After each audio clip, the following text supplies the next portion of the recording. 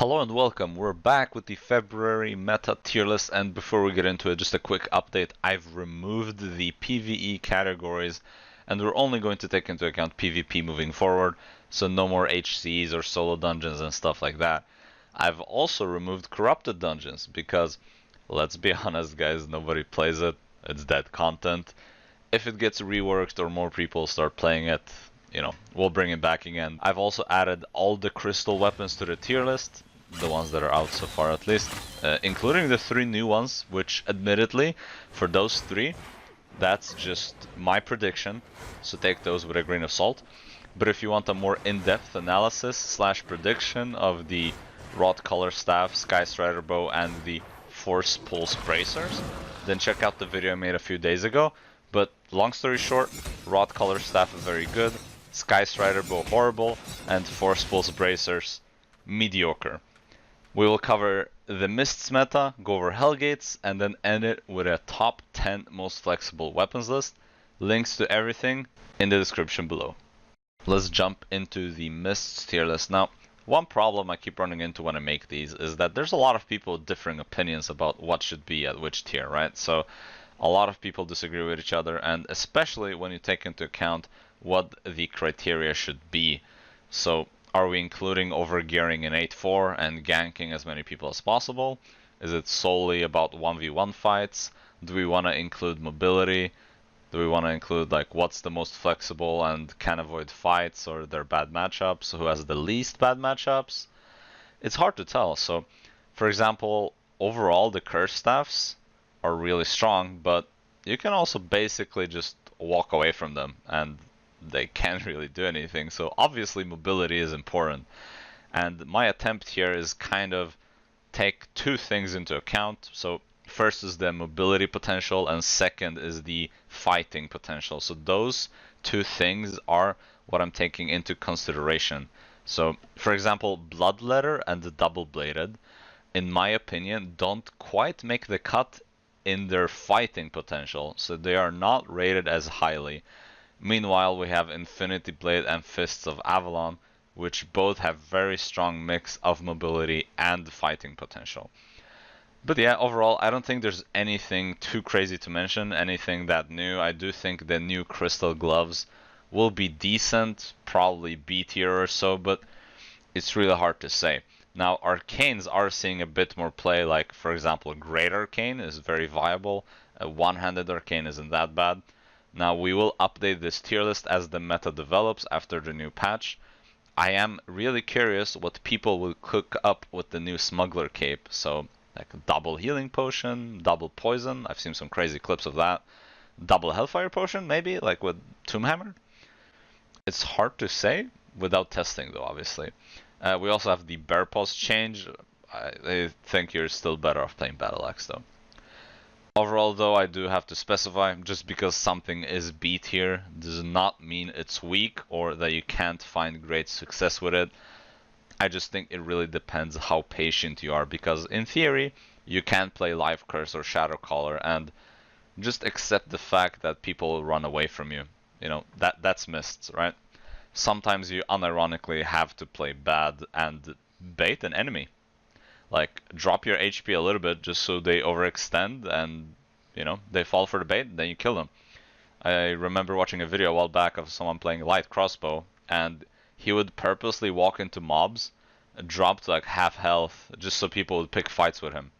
And, that might be something you might have to do, especially if you're playing high tier. Prowling Staff is very, very good for catching people.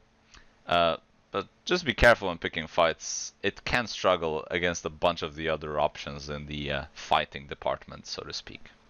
And that's pretty much the Mists meta at the moment. Let's talk about Hellgates, and let's start with 2v2s. So at the moment, Demonic is king. The question is, however, is Imp equally as strong to deserve S tier status as well? And honestly, I think it's close, but I feel like it does deserve an S tier spot. Now, obviously, as you can see, there are only healer and DPS comps here, and One-Handed Holy is without a doubt the best healing option. Now, you can play Iron Root as well, it's not bad. Great Holy isn't bad, Life Touch and Redemption can also work, but I would say those are barely B tier alternatives. I would say definitely stick to one-handed holy. We do have the usual strong contenders. Claymore is not that far off, to be honest. It's probably the third best, but not quite enough to reach S tier. Probably more accurate to call it A+. Then we have Life Curse, Death Givers, both decent. Dagger Pair is probably closer to A-, but still pretty good. And then at B tier we have the usual decent DPS alternatives. Prowling, One-Handed Curse, probably closer to B+, but yeah. Now, some of you might be wondering, but Quazars, what about Grailseeker and One-Handed Dagger? What about other comps that don't have a healer? Can we walk in here?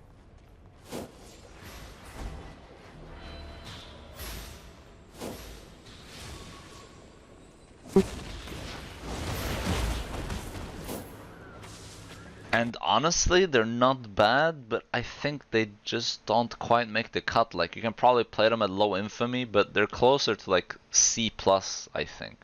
Imagine you go into 2v2s as a Grail Dagger, you run into a team where they have cleanse spots, Merc shoes, Hood with cleanse, you know, Leather Imp. Like, it's not horrible, but I think not quite good enough. And you could argue the same for other comps.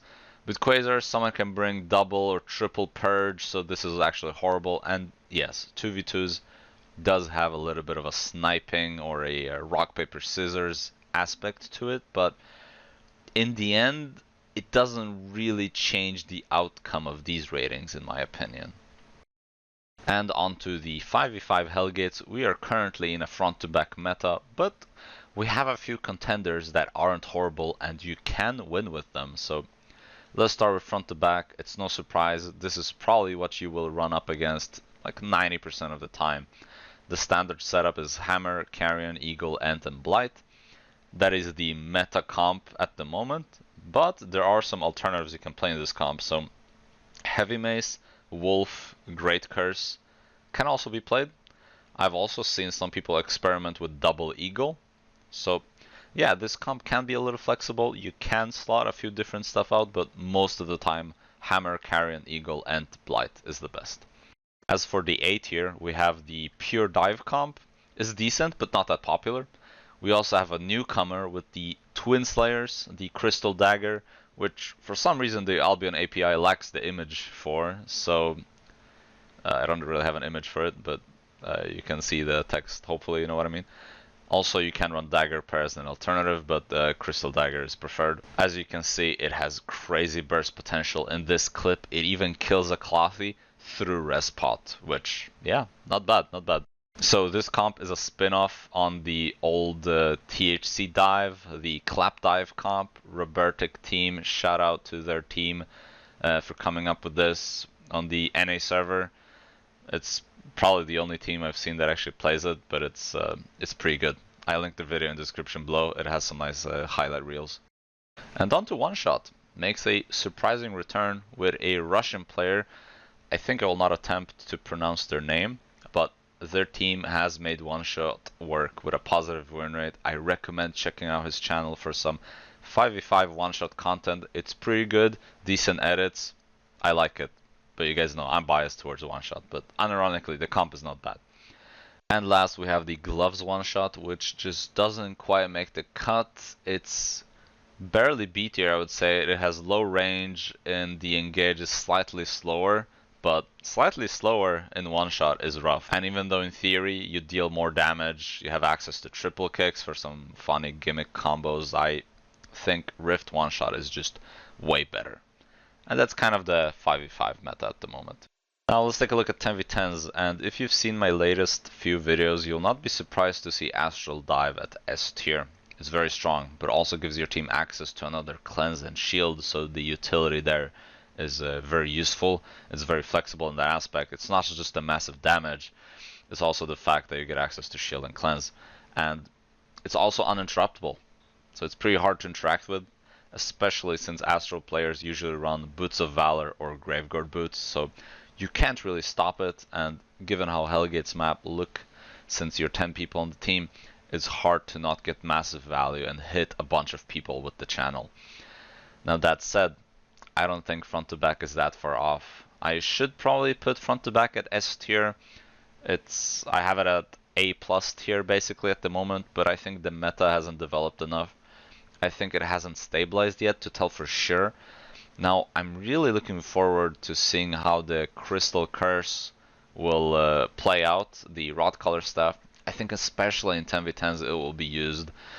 Now, on the topic of Crystal Curse, I think you actually won't use it in one-shot. I actually think it's bad for one-shot because you're competing with Life Curse and Demonic.